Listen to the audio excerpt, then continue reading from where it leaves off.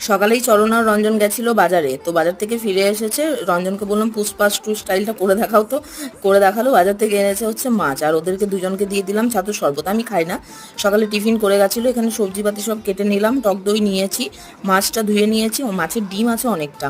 তো এগুলো রান্না বসিয়ে দেবো, কারণ অনেকগুলো রান্না আছে, দেরি করে লাভ নেই। ঢ্যাঁড়স ভাজা প্রথমেই বসিয়ে দিলাম, তারপর ভেজে নিচ্ছি মাছটা। মাছটা ভাজা হয়ে গেলে ওই তেলের মধ্যেই মাছের ডিমটা ভেজে নেবো। বড়া বিশেষ করি না, ডিমটা ডাইরেক্ট ভাজি, অন্য কিছু মিক্সড করি না, নুন হলুদ দিয়ে ভেজে নিই। তো দেখুন এখানে ঝুরঝুরে মাছের ডিম ভাজা হয়ে গেছে, আর রঞ্জন দিয়ে গেল 1 গ্লাস লেবুর শরবত। তো এই গরমে বেশ ভালো লাগে, এগুলো খেয়াল রাখে রঞ্জনী। তো এখানে মাছের ঝোলের জন্য কষিয়ে নিয়ে রান্না হয়ে গেছে।